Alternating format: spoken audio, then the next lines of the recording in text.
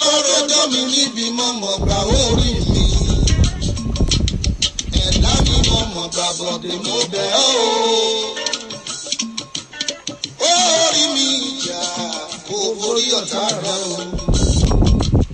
Àwẹ̀ báyé bá lè kókó bí ojú ẹja má ṣàìforí rẹ̀ lọ́wẹ̀ o. Ẹnikẹ́ni tó ń wò mí lọ́wọ́lọ́wọ́ ẹ̀ka. Ó pé káládà rẹ̀ mọ́mọ́ kan lọ o. Agbára tó ń bẹ nínú Jésù Kristi. Báyé bá fẹ́ kí dínà ẹni tá ò lè rọ́nà lọ. Ó máa jà fún orí rẹ ní àkókò yìí wà á lè ní Ọlọ́run. Ṣàlọ̀ ọ̀gbọ́n orí ẹni ló yẹ ká bí. Wà á yin Olódùmarè ọkọ Orí rẹ ẹni àtẹ̀bàdàn. mọ̀mọ́ yá fún rẹ̀ tẹ̀ kálẹ̀ o. Ohun tí a rán mi sí ẹ lónìí ó ní Orí mi agbára. gbé kí kúrò lọ́nà ọjọ́ ń lọ. Orí mi gbé mi kúrò lọ́nà ọjọ́ ń lọ. Orí mi máma jìyà mọ́ ọmọ jìyà mọ́ òun. Ní orúkọ bàbá máa tiẹ̀. Orí màmá gbàgbé. Orí mi máa bọ̀ mí. Ẹlẹ́dàá ní màmá gbàgbé. Orí mi máma jẹ́ mi fi àlàyé o. Lọ́sàn-án màmá gbàgbé.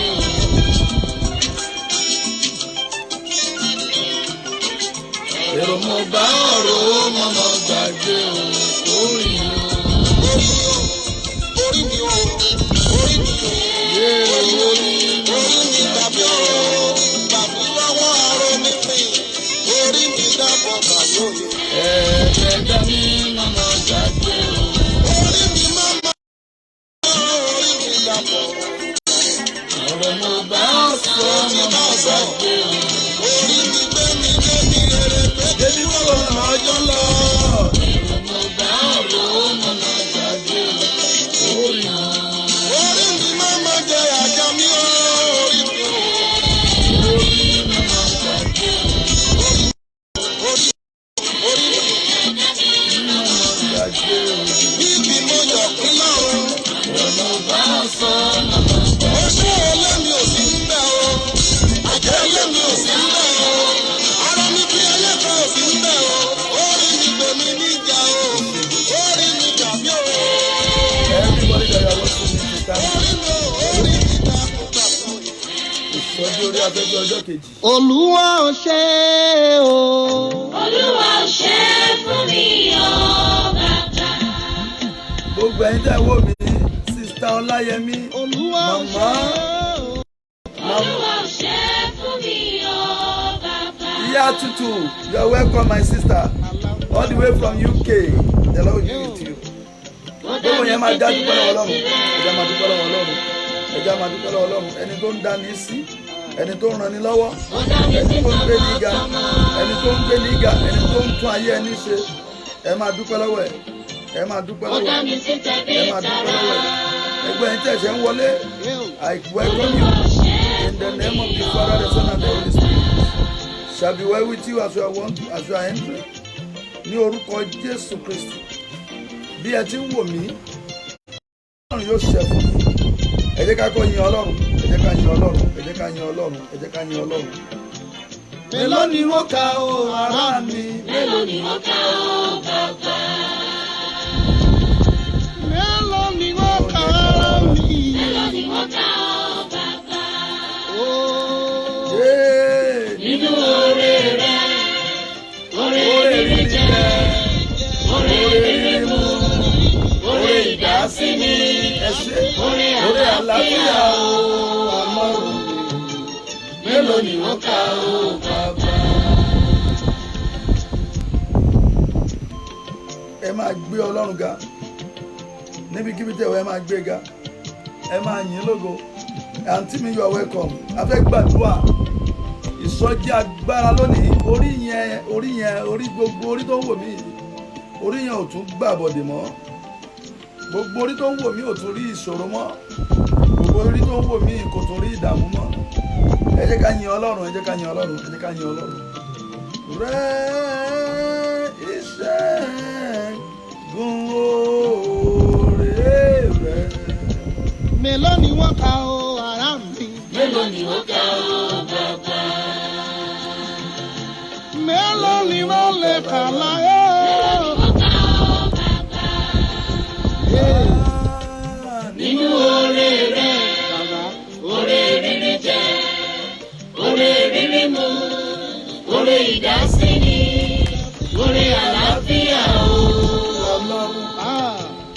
mélòó ni mo kà ó bàbá. Alágbára mo yàn ó. Ọlọ́run ṣe. Ọba tó ní ìgbà mo mọ̀ gbé ọ̀gá o. Ìwọ lèmi ní ìwọ lèmi mọ̀ o. Dákun ọmọ jù mí lẹ́lẹ́kọ́. Dákun ọmọ padà lẹ́yìn mi o. Ikú ń pa lọ́sàn-án. Ikú ń pa lóru.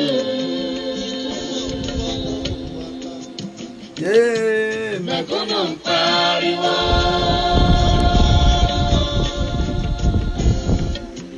Olówó ń pariwo. Ìlú máa lé púpọ̀, ìlú máa lé o. Mo dúpẹ́ tèmi o, mo ṣọpẹ́ tèmi o. Ẹni tó dá sí ló yege, ẹni tó wà láyé yìnyín o. Olúwa ò ṣe é fún mi o, bàbá. Ilẹ̀ wí. Mo dúpẹ́ tèmi o, ṣọpẹ́ tèmi o. Ẹni tó dá sí ló yege, ẹni tó wà láyé yìnyín o. Olúwa ò ṣe é fún mi o, bàbá. Ẹ̀yin Jésù yóò. Ẹ̀yin Jésù yóò. Ẹ̀yin Jésù yóò. Ẹ̀yin Jésù. Ẹ̀yin bàbá mi, ẹ bá mi bọ́ kìkì rẹ̀ o. Oore rẹ̀ máa pọ̀ lórí mi o. Ó pọ̀ lórí mi. Ó pọ̀ lórí aya lórí ọmọ. Mo yìnyín. Bàbá àgbàlagbà, àdúrà ti ní. Mo yìnyín ọlọ́dún. Ìwọ lèmi yóò máa yìn. Mẹ́mọ́ lèmi mọ́ lẹ́yìn. Oore rẹ̀ pọ̀ láyé mi. Bàbá mi á gbé ọ̀gá. Mo yìn ọ́ fún oore ọ̀fẹ́ rẹ. Mo yìn ọ́ fún àánú rẹ. Mo yìn ọ́ fún ìgbéga náà. Ọlọ́run ṣe é fún gbogbo ọkàn tó rí mi wò ní àṣálẹ́ yìí. Ìsọjí orí afẹ́fẹ́ yìí léyìí tí orí kọ̀ọ̀kan yóò gba ìdáǹdè. Olúwa ó ṣe é. Olúwa ó ṣe é. Olúwa ó ṣe é.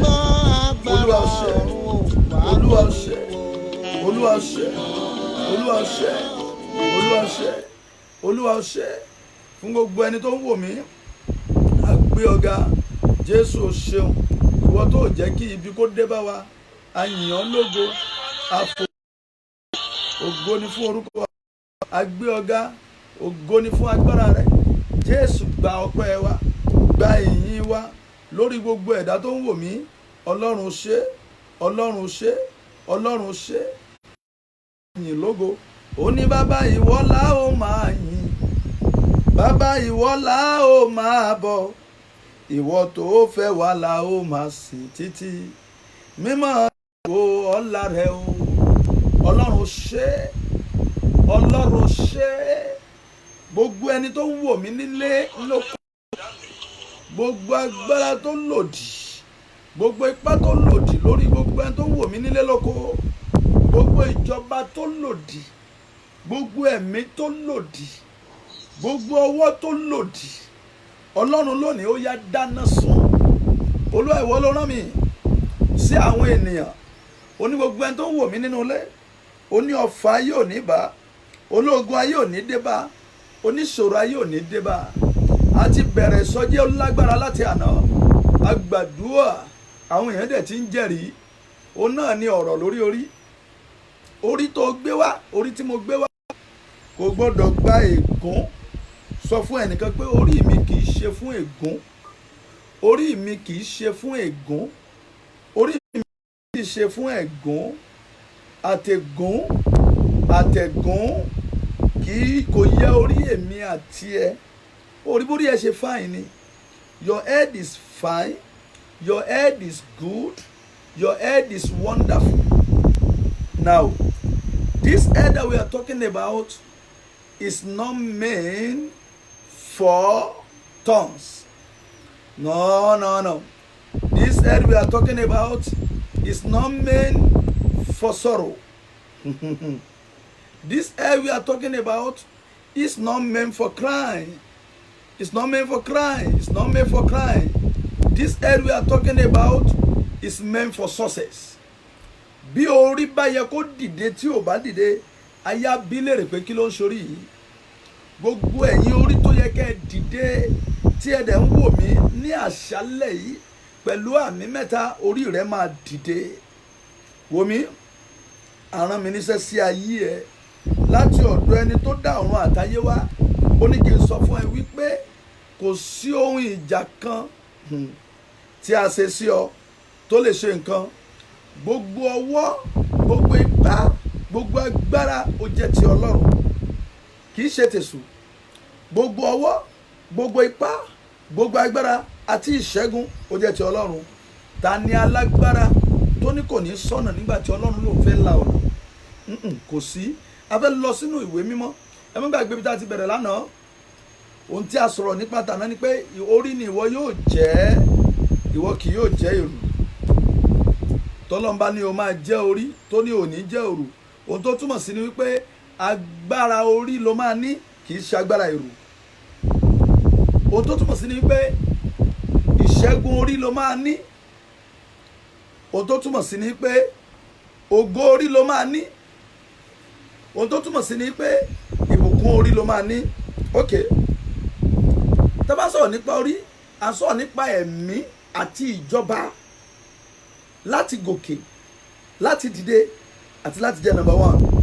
Now, Olúwa sọ fún mi ní àná wípé gbogbo ẹ̀dá tó ń dá ní orí ló gbọ́dọ̀ ya olórí, láyé rẹ̀ gbọ́dọ̀ dìde. Ibi láti máa bẹ̀rẹ̀. Má gbàgbé, a fẹ́ wo àwọn nǹkan tó máa ń dé bá orí. A fẹ́ wo àwọn nǹkan tó máa ń dé bá orí. A fẹ́ wo àwọn ìṣòro tó máa ń dé bá orí. A fẹ́ wo àwọn wàhálà tó máa ń dé bá orí. Orí ìgbà mìíràn wà. Orí tó wálé ayé wá lògo, tó wálé ayé wá ṣeré, tó wálé ayé wá lo ìbùkún, ọ̀tá á dẹ̀ dìde tì í. Orí tó fẹ́ jẹ́nìyàn láyé, èṣù á dẹ̀ dìde tì í. A fẹ́ ṣẹ́ ogun tó dìde tí orí ìwọ àti èmi. Ṣùgbọ́n àkórí ọ̀rọ̀ Ọlọ́run tí a lò lánàá oníwé Deuteronomy tó sọ wípé chapter 28 tó ní orí ni ìwọ yóò jẹ́, ìwọ kì yóò jẹ́ èrù. Ṣùgbọ́n lónìí mo fẹ́ ṣe àkàwé àwọn nǹkan tó máa ń dé bá orí. Níbẹ̀ la ó ti mọ èrèdí ibi tí ìṣẹ́gun agbára àdúrà wà. Ṣẹ́rí tí a bá ti bí ènìyàn,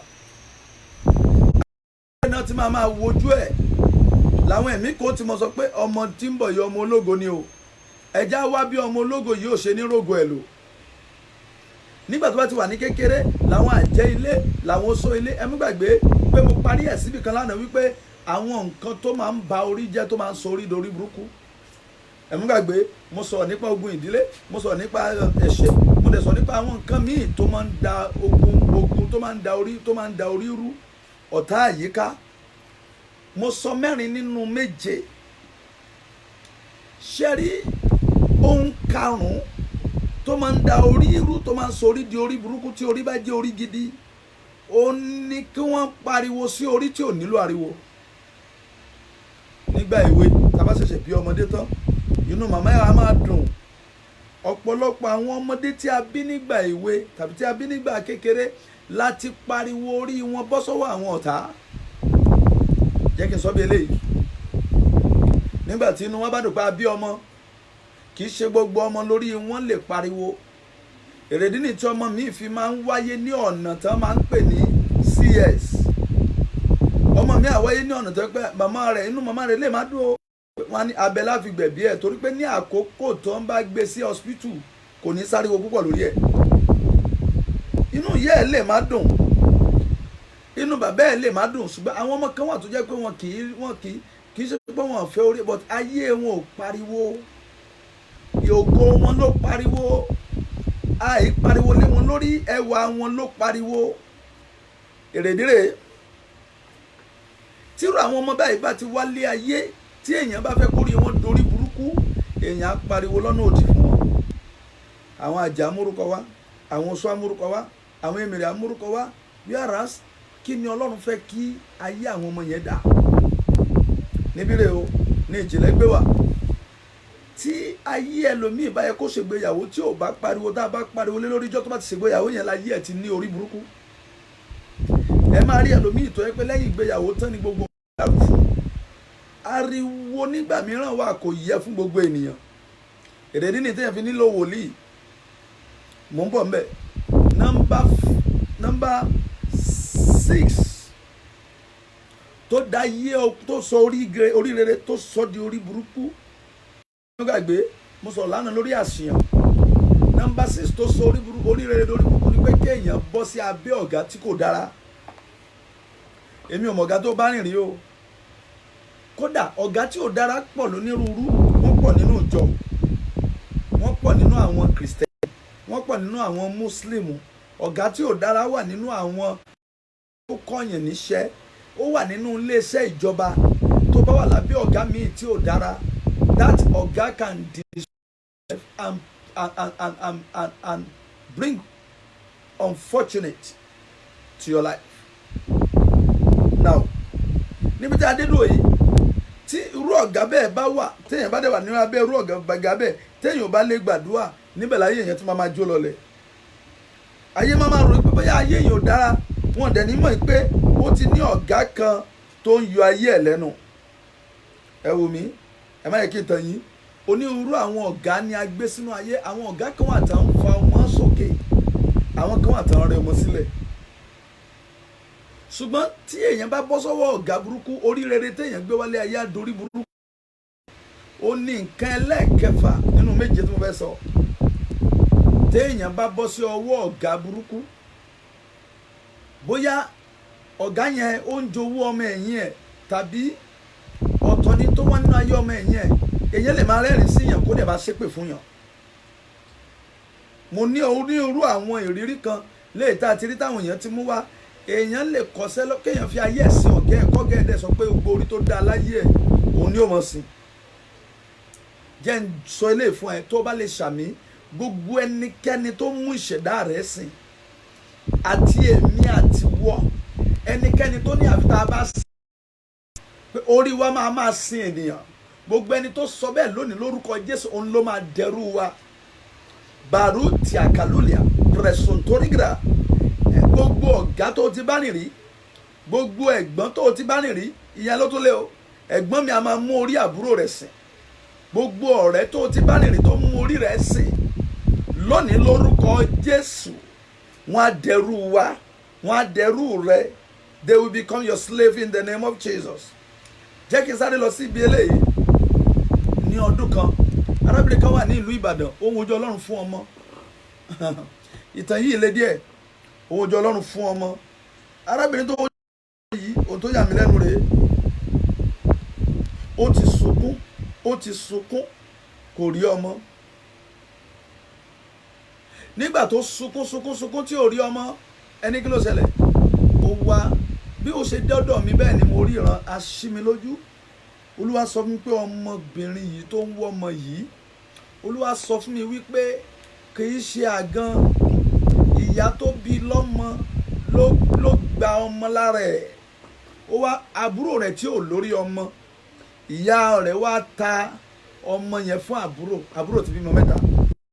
Ẹ̀gbọ́n wa ń wojú Ọlọ́run fún ọmọ. Olúwa tó àṣírí yẹn débi kó sọ bí àbúrò rẹ̀ ṣe rí àti bí ìyá rẹ̀ ṣe rí.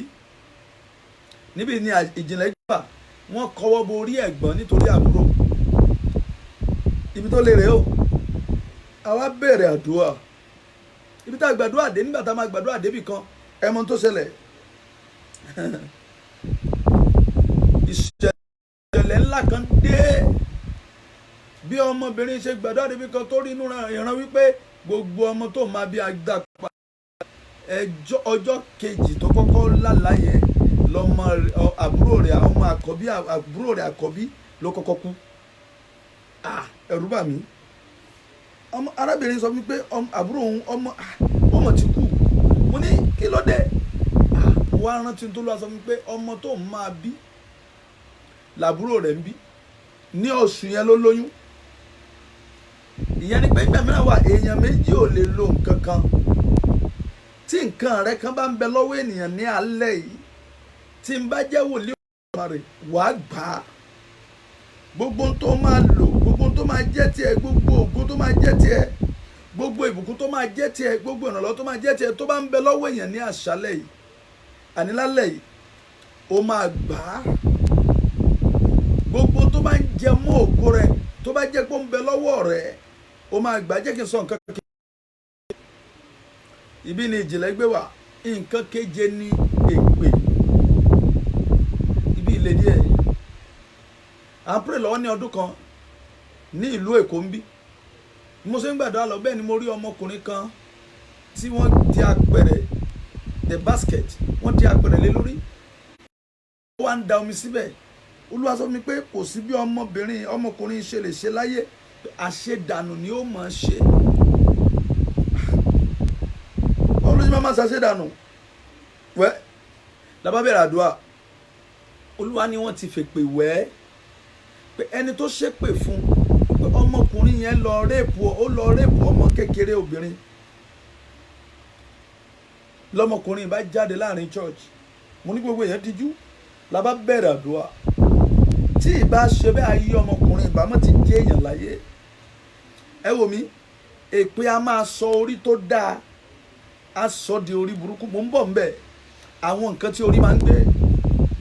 Bí magnet ṣe máa ń gbé irin bẹ́ẹ̀ lórí ẹlòmíì ṣe máa ń gbé ègún. Bí magnet ṣe máa ń gbé irin bẹ́ẹ̀ lórí ẹlòmíì ṣe máa ń gbé ogun. Bí magnet ṣe máa ń gbé irin bẹ́ẹ̀ láyé ẹlòmíì ṣe máa ń gbé ìṣòro. Ẹ wò mí, èmi rírí ó mo dẹ̀ mọ̀. Tí ó bá jẹ́ wípé ẹni tá a rán wá gbé ayé ògo instead kó gbé ayé ògo yẹn tí ò rí ayé ògo yẹn gbé, ẹ má jẹ́ ń tàn yín, kó tètè bẹ orí ẹ̀ kó rí ẹ̀ bọ́ lọ́wọ́ ogun, kí orí ẹ̀ bọ́ lọ́wọ́ ìdè, nítorí èèyàn lè wáyé kó má rògbòlò tí ó fi kú.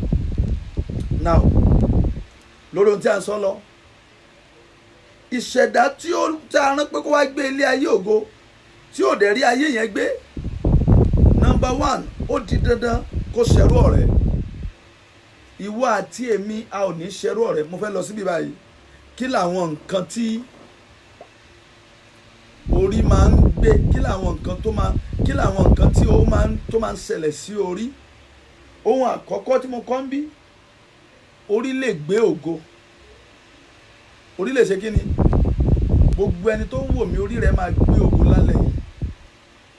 Fi ọwọ́ ra orí yẹn. Repeat that my head will carry glory.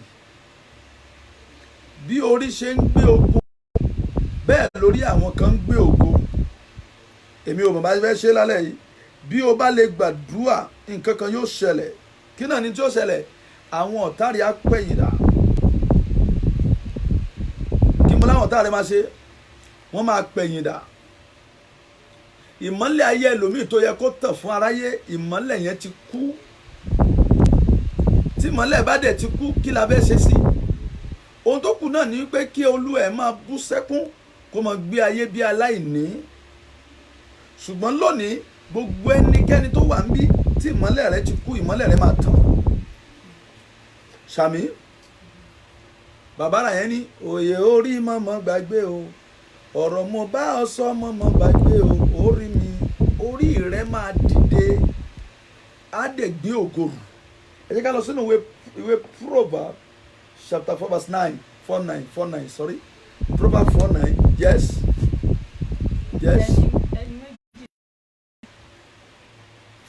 Proverbs 4:9. Yes. Bíbélì sọ wípé ìwé Proverbs orí ìkẹrin ẹsẹ̀ ìkẹfà ẹ jẹ́ ká kọ́ ka ìkẹfà náà. Ó ní má ṣe kọ̀ ọ́ sílẹ̀ yóò sì mú ọ tọ́.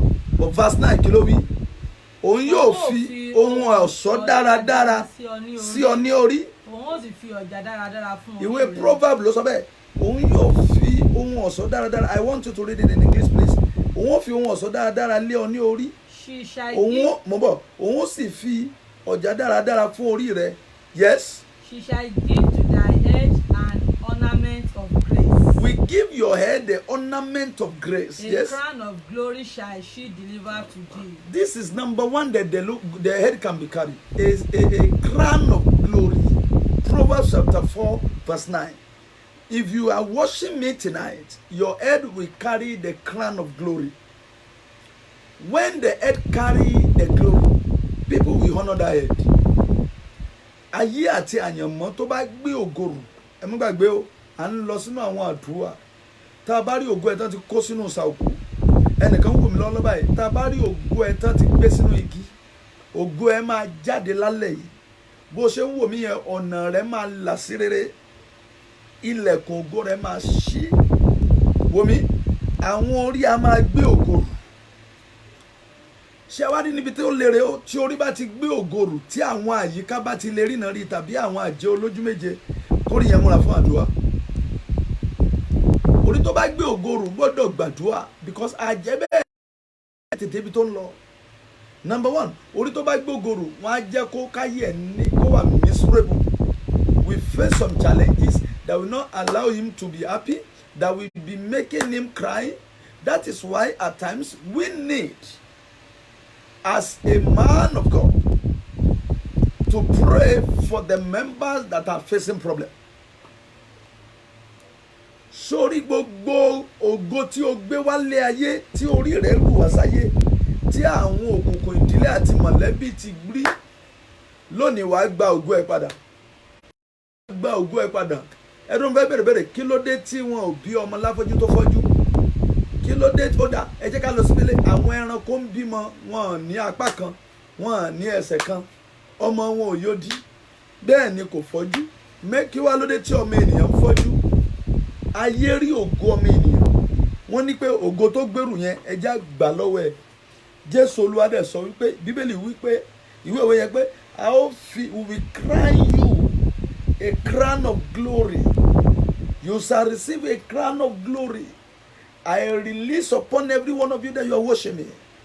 Before 10 minutes, receive the crown of glory in the name of Jesus. Today is the second day of this prayer. We will meet tomorrow again. But receive the crown of glory. I want things about you to be meaningful. I want testimony to come around you. I want people to start seeing you in a wonderful way. I want your way to be opened. I want the blessing to saturate you. Orí ògo yẹn máa farahàn. Wàá gbé ògo yẹn rù. Ayé ò ní fogun jà ọ́. O ò ní rí dààmú àti ìṣòro. Number 2, tí orí máa ń carry. Don't forget, number 1, orí a máa carry ògo. Torí bá dẹ̀ ti carry ògo, yóò jagun. Torí you may be asking yourself, why this problem? Why are you facing these challenges? Don't worry. It will soon be go. It will soon go. It will soon gbogbo kini máa lọ. It will soon go. It is a matter of time. Very soon you will be happy and be praising the Lord. Number 2, tí orí máa ń carry. Eléyìí díẹ̀, orí a máa carry ìdájọ́. Ìdájọ́ ahọ́n. Orí a máa carry ìdájọ́. Lọ́nà wo ni? Àwọn ẹbí mi wà tó jẹ́ pé téèyàn bá jáde nínú ẹbí yẹn tí ò bá ṣọ́ra ayé olúwa ò tún mèkì ẹ̀ mọ́ tí èkó. Torí ìdájọ́ ahọ́n ń bẹ nínú ìdílé yẹn. Ìdájọ́ wọ́n ti ṣèdájọ́ fún gbogbo ẹ̀dá tá máa bí nínú ilé yẹn tó má dẹ̀ ti ń bí nínú ẹ̀ orí ẹ̀ ti gbé. Jẹ́ sọ̀tọ̀ ọmọkùnrin kan fún ẹ. Ọmọkùnrin yìí ó pàdé mi nílùú Ìbàdàn. Ó wá ń sunkún nígbà tí mo wàásù tán. Mo ń wàásù lórí ẹ̀san. Ó wá ń sunkún sùnmọ́ nígbà tó dé stage kan ó jáde wá. Ó ní dáàdì mo ti ṣẹ̀. Kí ló ṣe? Ó lóun ti pààyàn rí. Ṣùgbọ́n òun ṣetán láti gbàgbà nínú Jésù Olúwa. Òun bọ̀ tó ń wò pé sọ́mọ òun ò ní jìyà. Sọ́mọ ọmọ òun ò ní jìyà. Mo wá wò pé àti ọdún yẹn mi ò dẹ̀rọ ọmọkùnrin kan. Ó lọ gba Jésù kó bẹ Jésù kó bẹ̀rẹ̀ fún ìdárí Jésù. Ó wá síwájú pẹpẹ. Ó jẹ́wọ́ Jésù ní Olúwa tó gbàlà rẹ̀. Ó sunkún kíkorò. Ṣùgbọ́n ẹni tán ṣe kópa yẹn ìdájọ́ wọn á jáde ní ẹnu ẹ̀. Ó jáde sí orí àrọ́mọdọ́mọ ọmọkùnrin yìí. Nígbà míì wà tí orí bá ti gbé ìdájọ́ ẹlòmíà máa ní kí ló dé tí àwọn ò là tó ná ò là, kí ló dé tí bàbá òun ò là tó ná ò là, ẹlòmíà máa ní ìyá òun jìyà, bàbá òun jìyà, òun náà tún jìyà. Má jẹ́ kí n tẹ̀ tètè wádìí ọ̀rọ̀ rẹ. Àwọn òrìṣà méje kan wà tó wà níbi ìdí ìdájọ́ tí wọ́n bá jẹ́ pé nínú ìran rẹ grandfather rẹ náà dálẹ́jọ́, tó o bá gbàdúrà dáadáa ẹjọ́ tí wọ́n dá wọn yẹn pé bóyá ká yẹ wọ́n mọ̀ dáa, bóyá ká mọ̀ ìyá kan yà láìní, bóyá ká fún wọn ní èèwọ̀ tí wọn ò dẹ̀ ní sáláì má rí èèwọ̀ yìí kọjá, tí wọ́n bá ti jẹ́ pé nínú fámílì ẹ̀ irú ẹjọ́ yẹn bá ti wà, brother sister o nílò láti gbàdúrà. Orí yẹn ti gbé ìdájọ́. ṣe kò ní rọ́nà àbáyọ. Tí orí bá dẹ̀ ti gbé ìdájọ́, tí orí bá ti gbé ìdájọ́, ògúndé, ìdájọ́ ẹ̀kúndé. Tí orí bá ti gbé ìdájọ́, ìṣòro dé. Èrèdí nìyí tó jẹ́ pé bí èèyàn bá ti ń rìnrìn àjò ayé ẹ̀ tí gbogbo nǹkan ò ṣe dáadáa fún, kó wò ó dáadáa, kó wá gbogbo ọ̀nà, kó gbàdúrà kí ìdájọ́ kúrò lórí ẹ̀. Gbogbo ẹ̀yin tẹ́ ń wò mí, mo pa ní àṣẹ tó bá lè tẹ́sítì àmì yẹn. Gbogbo ìdájọ́ ìran bàbá rẹ, gbogbo ìdájọ́ ilé bàbá rẹ, gbogbo ìdájọ́ ilé ẹbí rẹ tó ń yọ ẹ́ lẹ́nu, that is affecting your journey in this world. That judgment of evil over your life is destroyed in the name of Jesus. Ìdájọ́ yẹn bá mi kà ìwé Genesis chapter 40 verse 30. Ìyẹn lọ̀rọ̀ ìtàn ọmọkùnrin kan. Tabaka láti verse 30 to 20. Òun làwọn ìtàn àwọn ọkùnrin méjì, olórí agbọ́tí àti olórí aláṣẹ. Yes. Ó sì ṣe ní ọjọ́ kẹta tí í ṣe ọjọ́ ìbí Fáráò, tí ó ṣe àsè fún àwọn ọmọ ọ̀dọ̀ rẹ̀ gbogbo. Ó sì gbé orí olórí agbọ́tí sókè àti olórí àwọn aláṣẹ láàrin àwọn ọmọ ọ̀dọ̀ rẹ̀. Ó sì tún mú olórí agbọ́tí padà sí ipò rẹ̀. Òun sì fi ago lé Fáráò ní ọwọ́. Ṣùgbọ́n olórí aláṣẹ ni ó sọ̀rọ̀ bí Jósẹ́fù ti túmọ̀ àlá náà fún. Ṣùgbọ́n olórí agbọ́tí kò rántí Jósẹ́fù, ó sì gbàgbé rẹ̀. Kò rántí ẹ̀, ṣùgbọ́n ní ọjọ́ kan wà, a pe olórí aláṣẹ jáde pẹ̀lú àlá rẹ̀ tó lá. Wọ́n dẹ̀ hangẹ̀ verse 20. Ó sì mú olórí agbọ́tí padà sí ipò rẹ̀. Òun sì fi ago lé Fáráò ní ọwọ́. 22. Ṣùgbọ́n verse 22. Olórí aláṣẹ ni ó sọ̀rọ̀ bí Jósẹ́fù ti túmọ̀ àlá náà fún un. Ṣùgbọ́n olórí agbọ́tí Jósẹ́fù ó gbàgbé rẹ̀. Nígbà tí wọ́n máa mú olórí aláṣẹ ní tiẹ̀, wọ́n gé orí ẹ̀ dànù láti verse 14-15. Wọ́n dẹ̀ hangẹ̀ ẹ̀. Ìdájọ́ wá sínú agbárí ẹ̀. Sórí ohun kẹta tí orí máa ń kárì. Ohun kẹta tí orí máa ń kárì, jẹ́ ká lọ síbí yìí. Ó ní wípé orí wọ́n máa change àyànmọ́ orí. Wọ́n á change àyànmọ́. Wọ́n á mú ti ẹ̀gbọ́n fàbúrò, wọ́n á mú tàbúrò fẹ́ gbọ́n. Eléyìí ló ṣẹlẹ̀ nínú ìwé lórí àwọn Ephraim àti Manasseh, tí bàbá wọn tó ń pè ní bàbá wọn Jósẹ́fù tó dẹ̀ mú ọwọ́ bàbá Jákọ́bù, bàbá Jósẹ́fù tó ń pè ní Jákọ́bù, ó mú ọwọ́ kan sórí Manasseh, ó mú kan sórí Ephraim. Ó ní kí ẹ̀gbọ́n kó máa sin àbúrò. Wọ́n máa pààrọ̀ àyànmọ́ o. Jósẹ́fù sì mú ọwọ́ àwọn méjèèjì. Ephraim ní ọwọ́ ọ̀tún rẹ̀ sí ọwọ́ ọ̀tún rẹ̀, sí ọwọ́ òsì rẹ̀ Ísírẹ́lì, àti Manasseh ní ọwọ́ òsì rẹ̀ sí ọwọ́ ọ̀tún rẹ̀ Ísírẹ́lì. Ó sì mú wọn súnmọ́ ọ̀dọ̀ rẹ̀. Ísírẹ́lì sì ní ọwọ́ ọ̀tún rẹ̀. Ó sì fi lé Ephraim ẹni tí í ṣe àbúrò ní orí. Ó fi lé Ephraim ẹni tó ṣàbúrò. Lé orí Manasseh. Ó dá àyànmọ́ olórí, àyànmọ́ orí. Ó mú ọwọ́ rẹ̀ lọ bẹ́ẹ̀. Ẹ ṣé mọ́mì, ó dá àyànmọ́ olórí padà fún tàbúrò. Mo gbàdúrà fún gbogbo kíbi tí àyànmọ́ ẹ bá wà. Ìbá ṣe lọ́wọ́ ẹ̀gbẹ́, ìbá ṣe lọ́wọ́ àbúrò ẹ̀, má bínú, àdúrà yìí máa kàn ẹ́. Lórúkọ Jésù, ó yá gba àyànmọ́ ẹ padà. Gba àyànmọ́ ẹ padà. Gba àyànmọ́ ẹ padà. Gba àyànmọ́ ẹ padà. Orí a máa kárí àyànmọ́, wọ́n á máa change àyànmọ́ orí. Wọ́n á mú àyànmọ́ tọ̀tún padà sí tòsí. Àwọn ayé burú. Wọ́n á ní ẹ pààrọ̀ àyànmọ́ ẹ̀. Ẹ jẹ́ kí ẹni tó jẹ́ olórí kó máa ṣẹrú. Ó ní ọ̀rọ̀ ẹ tí mo sọ fún yín lẹ́ẹ̀kan yẹn, ọ̀rọ̀ àbúrò tí ẹ̀gbọ́n tán gbọ́ máa ẹ̀gbọ́n tán gbé fábúrò. Wọ́n á máa pààrọ̀ àyànmọ́, wọ́n á ní kẹ́ jẹ́ kí ẹ tó jẹ́ orí kó máa sọmọ ẹ̀yìn. Wọ́n á ní kí ọmọ ẹ̀yìn tiẹ̀ kó máa sórí. irú àwọn ìwà yẹn ṣẹlẹ̀. Ẹ rántí ìgbé ayé Jacob àti Esau. Jacob sì fi ọgbọ́n gba ẹ̀gbọ́n lọ́wọ́ ẹ̀gbọ́n Esau. Àwọn èèyàn orí èèyàn wọ́n máa pààrọ̀ orí nípa pípààrọ̀ àyànmọ́. Èmi ò mọ tán ti pààrọ̀ nínú orí ẹ̀. Mi ìmọ̀ àyànmọ́ tí wọ́n ti gbà lọ́wọ́ ẹ̀ tán gbé fún ẹlòmíì. Ṣùgbọ́n lábẹ́ àkóso àṣẹ Olódùmarè ní alẹ́ yìí, gba àyànmọ́ ẹ̀. Gba àyànmọ́ ẹ̀. Lórúkọ Jésù, gba àyànmọ́ ẹ̀. Ibo la ń tẹ̀síwájú lọ ọ̀rọ̀ nínú ọ̀rọ̀ yìí. Ó ní ohun kẹta tó máa ń ṣe sí orí. Wọ́n á pààrọ̀ àyànmọ́ orí. Wọ́n á ní kí olórí kó di orí ẹlòmíì. Ẹ̀gbọ́n mi kan ríran kan jọ kan wọ́n láwọn rí ara àwọn á rí orí àwọn lórí ara ẹlòmíì. Ẹlòmíì gbé orí wọn sórí. Ara àtàwọn làwọn wá rí. Ìjìnlẹ̀ ńlá ni o. Mi ò mọ gbogbo ẹni tó wò mí lálẹ́ yìí o àti bí tí kí àwọn ìwàásù òsọjí orí pápá ìmáde orí afẹ́fẹ́ ìmáde o. Gbogbo ẹnikẹ́ni tó bá ti gba orí lọ́wọ́ ẹ̀ kílẹ̀ òní ó tó ṣú yóò dá orí ẹ̀ padà. Gbogbo ẹnikẹ́ni tó bá gba orí lọ́wọ́ ẹ̀ kílẹ̀ òní ó tó ṣú yóò dá orí ẹ̀ padà. Ẹ má yẹ kí n tàn yín, ohun kẹrin ibẹ̀ láti máa tí wọ́n máa ń fi lé orí. Wọ́n á máa worship orí, wọ́n á dẹ̀ máa bu ọlá fún orí. Genesis 50:18. Wọ́n á máa worship orí. Wọ́n á máa bọ orí. Wọ́n á máa bọ orí. Téèyàn bá dépò ọba ní ìsìn, wọ́n á respect ẹ̀, wọ́n á máa worship ẹ̀. Wọ́n á máa bu ọlá fún orí. Orí ọba yàtọ̀. Ṣùgbọ́n àtórí ọba àtórí ẹrú ìkan náà ni. Ẹ̀dá kan ò jù ẹ̀dá lọ.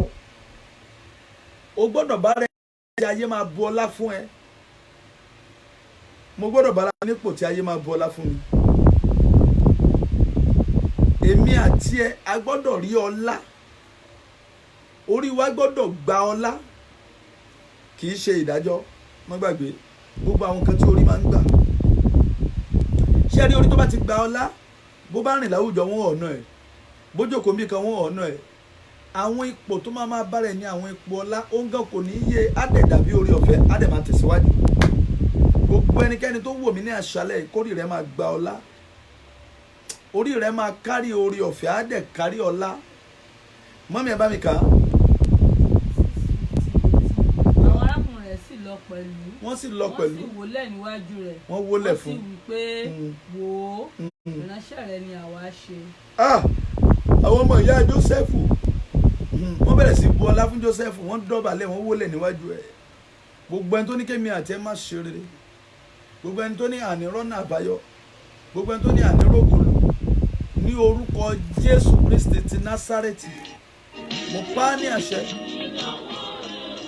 mo pa á ní àṣẹ. Gbogbo ẹnikẹ́ni tó ní kò ọ̀nà wa tó lọ́nà òní ńlá, màbúdí àtàkàkùndórí sèndórí kàbá, láti òní lọ wọ́n máa bu ọlá fún ẹ, wọ́n á bu ọlá fún ẹ lórúkọ Jésù. Ọlá ni orí wa yẹ, kì í ṣe ègún. Jẹ́ mú kan sí torí àkókò wa. Ó ní Samuel ìwé Genesis chapter 49. Orí a máa gba ìpè. Èmi ò mọ nítorí rẹ ti gbà. Ìgbà tó wà tá a wà nígbà kékeré, àwọn máa ṣeré kékeré káàkiri, àwọn ṣeré káàkiri. A lè ju oko, a lè jòkó, ntí ò yẹ ká ṣe gẹ́gẹ́ bí ọmọdé àmọ́ ṣe. Bóyá nígbà náà, bóyá àwọn mọ̀mọ́ ti ṣe pé, bóyá àwọn bàbá ti ṣe pé. Èmi ò mọ tó ti jí, mi mọ̀ owó tó ti fìgbà ewé rẹ ṣe. Mi mọ̀ tó fi gba ewé rẹ ṣe, mi mọ̀ tó ti fìgbà ayé ẹ ṣe. Mi mọ̀ tó ti fìgbà ọ̀dọ́ rẹ ṣe. Bàbá rà ẹni Jésù tèmi dọwọ́ rẹ. Mi ò mọ nǹkan tó ti gbèsè nínú kọ̀rọ̀. Mi ò mọ ẹni tó ti wò sókè, tó gbójú sókè báyìí tó dẹ̀ ṣépè fún ẹ. Mi ò mọ ẹni tó ti yàn jẹ. Mi ò mọ ìwà ìkà tó ti wù ní kọ̀rọ̀. Mi ò mọ tèmi àti ẹ ti ṣe tí ò dára. Mi ò mọ èpè tí ayé ti fi wá ṣẹ́. Mi ò mọ òdì tó ti jáde sórí wa lẹ́yìn ìkùlé táwọn mọ. Mi ò mọ tí ọkọ ti ṣe. A ní ẹnujọ́ mẹ́ta olúwa sọ pé ọkọ àti ìyàwó tó bá ti ń ṣépè fúnra wọn, àwọn méjèèjì lè pè náà ó jọràn. Mi ò mọ tí ọkọ rẹ ti ṣẹ́ fún ẹ. Mi ò mọ tí ìyàwó rẹ ti ṣẹ́ fún ẹ tó ti jò sára ọmọ. Torí èpè kì í rìn lóòjọ́. èpè a máa wọnú ẹ̀jẹ̀ á dẹ̀ ba ẹ̀jẹ̀ jẹ́ á dẹ̀ pa ẹni tó ní ọ̀rọ̀. Ṣé rí bí èpè bá ti jáde inú agbárí ló ti máa ń wọ̀, á wá transfer gbogbo nǹkan tó ń bẹ tó yẹn gbà á transfer sínú. tí ń tunú ara ẹni yẹn jáde èpè á dẹ̀ máa lọ sórí ẹ̀. So èrèdí ni tó fi jẹ́ pé èpè orí a máa gbèpè. Ẹ wò mí, má jẹ́ ká tara wa o. Mi ò mọ̀ ìdájọ́ èpè ègún àti ìṣòro tí orí rẹ ti tẹ́wọ́ gbà. Bóyá nígbà kan tó kàn tiẹ̀ mọ̀, bóyá lọ́dọ̀ ọ̀gá àwọn ọ̀gá mi wọ̀nyí lé pè ní wọn àbò olórí burúkú ní ẹni. Mi ò mọ̀ ọ̀rọ̀ òdì tó ti jáde sínú agbárí ẹ̀, mi ò mọ̀ ohun tó ti là kọjá, mi ìmọ̀ ìyà tó ń jẹ ẹ́ lọ́wọ́lọ́wọ́. Èpè kan ṣiṣẹ́ nínú ìrìn àjò ayé ẹ tí ò mọ̀ ó ń farahàn. Èpè kan ti kọjá lọ láti ní ẹ lára, láti pa ọ́ lẹ́kún.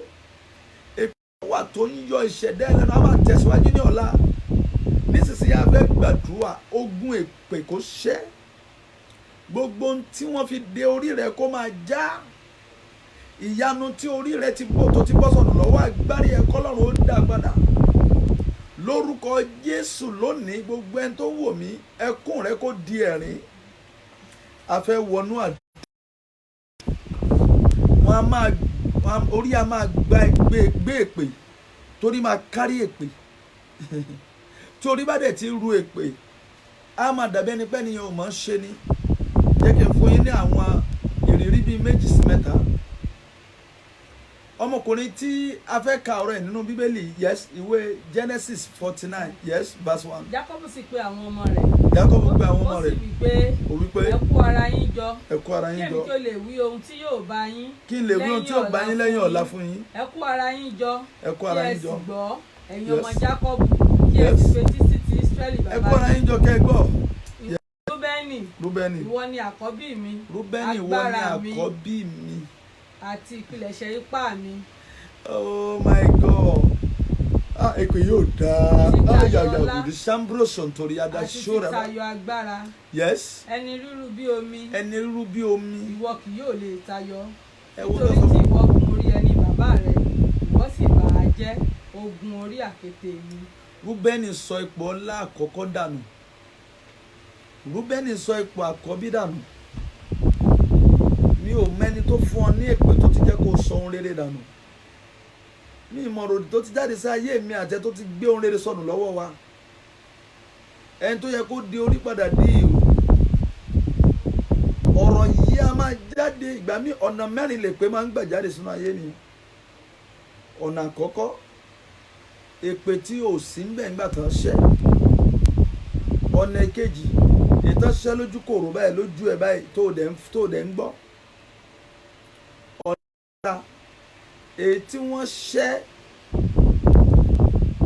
láàrin gbogbo ènìyàn tẹ́rọ pọ̀ ńbẹ̀. Kì í ṣe tán dàrẹ́tì ṣẹ́ o, tẹ́kàn ṣẹ́ tẹ́kàn ní ta ló ṣe léyìí okùn mọ̀sẹ́ ẹni tó ṣe gbogbo ẹni tó bá ṣe ńgbà náà wà àmẹ́ tó ṣe yóò rí ṣòro báyìí. Ó dẹ̀ ń gbọ́, orí rẹ̀ dẹ̀ ń gbọ́.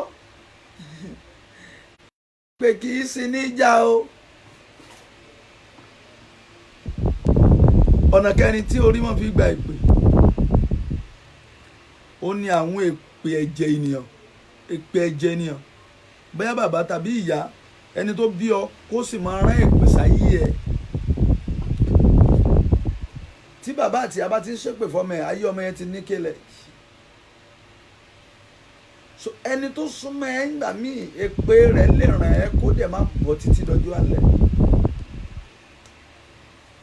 Èpè ràn ọmọkùnrin yìí nítorí mistake ọjọ́ kan. Má sọ fún mi kó o ṣe mistake. Má jẹ́ kí n gbọ́ wípé o ti ṣe mistake rí. Ẹ̀yin àǹtí ẹ̀yin broda. Ó tó àkókò ká bọ́ lọ́wọ́ èpè. Má gbàgbé orí rẹ yẹ fún ọlá kì í ṣègùn. Orí rẹ yẹ fún ògo kì í ṣègùn. Nínú àtìmọ́lé láti fa Joseph jáde wá. Joseph ó yá wá gba ọlá. Nínú àtìmọ́lé ló ti dẹni ọlá ẹni èyí ẹni ẹ̀yẹ. Láti òní lọ ìrìn àjò tó ń rìn tínú rẹ̀ ò dùn sí lónìí ó di ọlá láti òní lọ. Já gbàdúrà wá pé orúkọ Jésù ní ìgbà 3. Ọlọ́run ìdájọ́ ìdílé wa, ìdájọ́ ìkà ìdílé wa tó ń yọ mí lẹ́nu, Olúwa fi ẹ̀jẹ̀ rẹ̀ wẹ̀ kúrò lórí èmi Kóredé ọmọ Adéròmú. Gbàdúrà bó ṣe ń gbóhùn yìí, máa gbà á, máa gbà á. Àwọn ìdájọ́ tí wọ́n ti fi dá ilé bàbá mi, ilé ìyá mi, àwọn ìdájọ́ ahọ́n tí wọ́n ti ṣe sórí ẹbí wa tó ń yọ wá lẹ́nu, Olúwa lórí Kóredé fẹ̀jẹ̀ rẹ̀ wẹ̀ dànù. Fi agbára tó ń jẹ́ ìwọ Ọlọ́run tó fi ń jẹ́ Olódùmarè fi ẹ̀jẹ̀ rẹ̀ wẹ̀ dànù. Ẹ̀mí mímọ́ fẹ̀jẹ̀ rẹ̀ wẹ̀ dànù. Ohun kejì rèé, wàá gbàdúrà, wàá ké pe Olódùmarè. Olúwa, gbogbo ogun tí orí mi ti gbèrú, ogun tí ń bẹ nínú agbárí, ogun tí orí mi ti gbèrú, ogun tó ti fà sórí mi, tó ti gbé sórí mi, Olúwa fẹ̀jẹ̀ rẹ̀ yí dànù. Àdúrà ní orúkọ Jésù. Gbogbo ogun tó ti gbé sí orí Kóredé, Olúwa fẹ̀jẹ̀ rẹ̀ yí dànù. Ìsọjí ń tẹ̀síwájú mọ́ gba, Olúwa fi aló máa ní ẹ̀rí. Gbogbo ogun tó ti gbé sí orí mi, Olúwa fẹ̀jẹ̀ rẹ̀ yí dànù. Fẹ̀jẹ̀ rẹ̀ yí dànù. With your blood, Father, watch it away. Gbogbo ogun tó ti gbé sórí mi, Olúwa fẹ̀jẹ̀ rẹ̀ yí dànù. Gbàdúrà yẹn dáadáa o. Fẹ̀jẹ̀ rẹ̀ yí dànù. Agbára tí ń bẹ nínú ẹ̀jẹ̀ Jésù, Olúwa fi yí dànù. Jésù Olúwa wa. Àdúrà kẹta rèé. Mo ń gbóhùn Olódùmarè. Ẹ̀mí mọ́ tú mi sílẹ̀ níbi tí àwọn ayé de orí mi mọ́. Ẹ̀mí mọ́ tú ayé mi sílẹ̀, tú orí mi sílẹ̀, tú ìṣẹ̀dá mi sílẹ̀ níbi tí ayé de mọ́. Àdúrà ní orúkọ Jésù. Gbogbo bí kíbi tán di ayé ìwọ tó ń wò mí mọ́. Kẹ́mi mọ́ tú ọ sílẹ̀ lálẹ́ yìí. Kí Jésù tú ọ sílẹ̀ lálẹ́ yìí. Kí agbára ọ̀gá ògo tú ọ sílẹ̀ lálẹ́ yìí. Ẹni tó pè mí kó tú ọ sílẹ̀ lálẹ́ yìí. Gbogbo bí tán di ayé ẹ mọ́, Jésù kó tú ẹ sílẹ̀. Jésù Olúwa wa, àmín. Àdúrà karùn-ún rèé, gbogbo pàṣípààrọ̀ ògo. Gbogbo kí mo pè pàṣípààrọ̀ ògo. Gbogbo ẹ̀mí tó ti pààrọ̀ àyànmọ́ mi. Gbogbo agbára tó pààrọ̀ àyànmọ́ mi. Ó yá lórúkọ Jésù, ìwọ àyànmọ́ mi, ó yá padà bọ̀ sípò. Gbogbo ohun tó ti gbà lọ lórí mi, gbogbo àyànmọ́ tó ti kó lọ. Edu ti alábàrà, I want God to restore your destiny. Every destiny they have stolen from your hands. Àwọn àyànmọ́ tó dára tí wọ́n ti yí, tó ti yí padà. Gbogbo ẹni tá a fi àyànmọ́ mi fún, gbogbo ẹni tá a fi àyànmọ́ Kóredé fún, mo gba àyànmọ́ mi padà lọ́wọ́ ẹ̀ lónìí. Mo gba àyànmọ́ ayé mi padà lọ́wọ́ ẹ̀ lónìí. Má gbà. Gbogbo ẹni tá a fi àyànmọ́ mi fún, àyànmọ́ mi, gbogbo ẹni tó kó àyànmọ́ mi lọ́wọ́lọ́. Gbogbo ẹni tó kó àyànmọ́ mi sínú, mo gba àyànmọ́ mi lónìí. Gbogbo ẹni tó kó àyànmọ́ Kóredé sínú ẹrú, mo gba àyànmọ́ mi lónìí. Gbogbo ẹni tó kó àyànmọ́ Kóredé sínú ẹrú, èmi Kóredé gba àyànmọ́ mi lókù lónìí. Àyànmọ́ Kóredé kò lọ́wọ́ amúnisìn, kò lọ́wọ́ amúnisìn, kò lọ́wọ́ amúnisìn. Àyànmọ́ mi ò kúrò lọ́wọ́ amúnisìn. Àyànmọ́ Kóredé kúrò lọ́wọ́ amúnisìn. Gbogbo ẹni tó ń gbàdúrà yìí máa gbà, àyànmọ́ mi kúrò lọ́wọ́ amúnisìn. Kúrò lónìí kò dọ́là ní orúkọ Jésù. Àyànmọ́ mi kúrò lọ́wọ́ amúnisìn. Jésù Olúwa wa. Gbàdúrà yìí, gbogbo ẹni tá a yàn tì mí tí ń yọ orí mi lẹ́nu. Ẹnìkan wò mí lọ́wọ́lọ́wọ́ jọ gbàdúrà yìí dáadáa o. Ẹnìkan wà láyìíká ẹ tó jẹ́ pé òun ló ń yọ ẹ lẹ́nu. Níwọ̀n ìgbà tó bá sì wà láyìíká ẹ ò lè nísinmi. Jáwọ́ àgbà pé gbogbo ẹnikẹ́ni tó wà láyìíká mi tó ń yọ mí lẹ́nu, Olúwa ṣẹ́gun ẹ̀, fi ṣẹ̀sín, má jẹ́ ó nísinmi mọ́ láyé. Àdúrà ní orúkọ Jésù. Gbogbo ẹnikẹ́ni tó wà láyìíká mi tí ń yọ orí mi lẹ́nu, Olúwa jẹ́ ó ṣẹ̀sín. Olúwa jẹ́ ó ṣẹ̀sín, kò ní nísinmi. Mo ní kò ní nísinmi. Gbogbo ẹni tó ń yọ àwọn tó ń wò mí lẹ́nu, gbogbo ẹni tó ń yọ orí ẹ lẹ́nu ò ní nísinmi. Bẹ́ẹ̀ ni kó rí. Gbogbo ẹni tó ń yọ ayé Kóredé lẹ́nu ò ní nísinmi. Gbogbo ẹni tó ń yọ ayé àwọn tó ń wò mí lẹ́nu lórí afẹ́fẹ́ ìwọ̀n ò ní nísinmi. Gbogbo gbogbo àwọn tó ń yọ ayé gbogbo àwọn tó wò mí lẹ́nu wọn ní nísìmí bẹ́ẹ̀ ni kó rí Jésù Olúwa wa. Àdúrà kan yìí kẹ́ gbà á. Olúwa dá ògo orí mi padà. Olúwa kí mo pè é dá ògo orí mi padà, dá ògo ayé mi padà, dá ògo iṣẹ́ ìránṣẹ́ mi padà, dá ògo iṣẹ́ tí mò ń ṣe padà. Olúwa dá ògo orí mi padà. Orí máa ń gbé ògo rù ni, kì í ṣogun. Orí bá ti gbógun kò dá. Olúwa dá ògo orí mi padà. Yọ ogun kúrò nínú agbárí mi kó fògo síbẹ̀. Àdúrà ní orúkọ Jésù, ní agbára ẹ̀jẹ̀ Jésù. Olúwa yọ ogun kúrò nínú ayé mi kó fògo síbẹ̀. Dá ògo padà sórí mi, dá ògo padà sórí mi, dá ògo padà sórí mi, dá ògo padà sórí mi. Máa gbà á kó go padà sínú orí ẹ̀, kó padà sórí ọmọ ẹ̀, kó padà sínú ayé ẹ̀. Jésù Olúwa wa. Àmín àmín. Gbogbo ẹni tẹ́ ń wò mí nínú ilé tẹ́ bá lè rí bottle water tàbí cup of water, mo fẹ́ gbàdúrà sí. Gbogbo ẹnikẹ́ni tó bá ń ṣàìsàn, mo fẹ́ gbàdúrà sí. Mo fẹ́ gbẹgbẹ́ tó bá ní ìdìrànlọ́wọ́ kan gbé omi sọ́dọ̀, mo fẹ́ gbàdúrà sí. Màá dé gbàdúrà fún prayer request wa. Àdúrà wa kù ẹyọ kan. Ẹ sọ fún Ọlọ́run, Olúwa sọ mí lórí, ṣe orí mi lórí ọlá. Má jẹ́ kó jẹ́ orí àmúni, má jẹ́ kó jẹ́ orí ẹrú. Olúwa jẹ́ kí ayé bẹ̀rẹ̀ sí bu ọlá fún orí mi. Jẹ́ kí wọ́n máa bu ọlá fún mi láti òní lọ. Jẹ́ kí ayé máa lè respect mi láti òní lọ. Jẹ́ kí wọ́n máa bu ọlá fún mi láti òní lọ. Ẹ gbàdúrà ní orúkọ Jésù Kristi. Ayé máa bu ọlá fún gbogbo ẹni tó wò mí láti òní lọ. Ayé máa bu ọlá fún ẹ.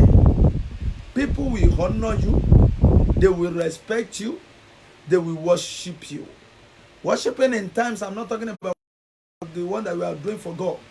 Worshiping in times of respect, highly esteemed respect. Olúwa lórúkọ Baba Ọmọ àti Ẹ̀mí Mímọ́. Orin kankan ó ní ìwọ orí mi tètè la. Kórì ọlọ́lá mọ́ pé ọ lẹ́rú mọ́ o. Ìwọ orí mi tètè la. Kórì ọlọ́lá mọ́ bà pé ọ lẹ́rú mọ́. Gbogbo orí tó wò mí kó gba ọlá. Wọ́n máa bu ọlá fún orí yìí. Wọ́n máa bu ọlá fún ayé wa. Wọ́n máa bu ọlá fún iṣẹ́ wa. Bẹ́ẹ̀ ni kó rí. Jésù Olúwa wa. Àmín. Ẹ gbé omi yín sọ́dọ̀. A fẹ́ ya omi yẹn sí mímọ́ àti prayer request. Orúkọ Jésù. Orúkọ Jésù. Orúkọ Jésù. Mo pa á ní àṣẹ. Mo pa á ní àṣẹ. Omi tó gbé sọ́dọ̀ yẹn kí ẹ̀mí agbára Olódùmarè kó wọbẹ̀ lọ. Agbára ìwòsàn kó wọbẹ̀ lọ. Ẹ̀mí ìwòsàn kó wọbẹ̀ lọ. Ẹ̀mí ìwòsàn kó wọbẹ̀ lọ. Ẹ̀mí ìwòsàn kó wọbẹ̀ lọ. Omi yẹn lórúkọ Jésù mo pa á ní àṣẹ. Bó o ṣe gbé omi yẹn sọ́dọ̀, agbára Ọlọ́run kó wọnú omi lọ. Àṣẹ Jésù kó wọnú omi lọ. Bẹ́ẹ̀ ni kó rí. Gbogbo omi kọ̀ọ̀kan tó gbé sókè yẹn kí àṣẹ ọ̀run wọbẹ̀ lọ. Bẹ́ẹ̀ ni kó rí. Mo wá pa ní àṣẹ prayer request yẹn kó gba ìyanu. Prayer request yẹn kó gba ìyanu. Gbogbo tó fẹ́ kí Ọlọ́run ó ṣe fún ọ lórí prayer request yẹn kó gba ìyanu. Your prayer request will receive the blessing. Over your prayer request will receive your blessing. In the name of Jesus. In Jesus' mighty name we pray. Amen. Amen. I'm your friend, Pastor Korede Aderomu. Lágbára ní ọwọ́ Ọlọ́run. À ń tẹ̀síwájú nínú sọ́jí ní ọ̀la. Tó bá ní ẹ̀bì àdúrà, o tún lè pè mí tàbí kó test mi. Ṣùgbọ́n ohun tí mo gbọ́ náà ni pé orí wa ìṣorí ìyàtọ̀. Ìṣorí tí ń gbógun mọ́. Ìṣorí tí ń ta àìsàn mọ́. Ìṣorí tí ń rí orí burúkú mọ́. Orí rere ni orí yìí. Orí rẹ̀ ò tún jìyà mọ́. A máa wọnú àpẹẹrẹ orí rere tó bá di ọ̀la. Orí tí a gbèrú orí rere ni. A ò dẹ̀ ní rí dààmú. Orí rẹ̀ ò ní jìyà o. Ìyà tó rí ẹ ti jẹ láti òní lọ. Ti jẹ mọ́ ní orúkọ ti Bàbá àti ní ti Ọmọ àti ní ti Ẹ̀mí mọ́. Gbogbo ẹ̀ tẹ́ wà láyé ẹ máa sọ pé ẹ máa tẹ́sí amen amen ní ọ̀nà mẹ́ta. Amen amen amen gbogbo ẹ̀ tẹ́ wà online. Bó ṣe ń tẹ́sí ẹ̀ wọ́n á máa fi lè bẹ̀ ọ́ wò. Ní àkókò coronavirus a ò ní rí dààmú, a ò ní rí wàhálà, kò ní kàn wá, kò ní yálé wa, kò ní yọ̀dọ̀ ọmọ wa. Lórílẹ̀-èdè gbogbo àgbáyé gbogbo ẹ̀mí coronavirus adádúró by his blood in the name of Jesus. By the blood of Jesus, we stop it. In Jesus' mighty name. Thank you for watching. My people, my Mama Kasalila Sindoni, thank you. Mama, Mr. Adekule, Babade, thank you, Abraham. Eshe, Mr. Tishola, my wonderful brother Naminje, thank you. Emmanuel Adesina, you are wonderful, we love you. Sister Titi Layo, you are wonderful, you are wonderful. Mama Mrs. Odu Adeyemi, you are wonderful. Auntie Diola Ladimeji, my sister, my daughter, you are wonderful. Mama Ola Okesoya, gbogbo yín la kí, mò ń wò lórí gbogbo yín la kí, ẹ ṣé gan. Thank you, we meet tomorrow for another edition. Orí ni, orí ògo ni, ìṣòrí ìyá, ìṣòrí wàhálà. Ẹ kó tí bàbá àrà sọ, ẹ ká gbọ́ yẹn díẹ̀ ká tó máa lọ. Èmi pẹ̀lú ẹlẹ́dàá mi mọ́ mi ò rí o. Orí ẹni làwúre orí o. Orí òun àgbáláwo rẹ̀ kò ní. Mo jí lówùúrọ̀ mo mọ̀ kárí mi mú o. Orí mi dàpọ̀ gbére kò mí òwúrọ̀.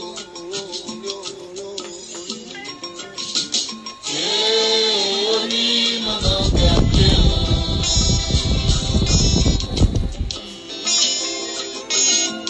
Ẹlẹ́dàá mi mọ̀nà gbàgbé o.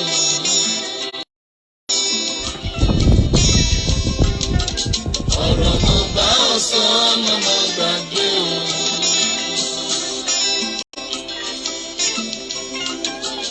Èrò mo bá ọ̀rọ̀ mọ̀nà gbàgbé o. Orí o. We meet tomorrow by God's grace. Thank you, we love you. God bless you.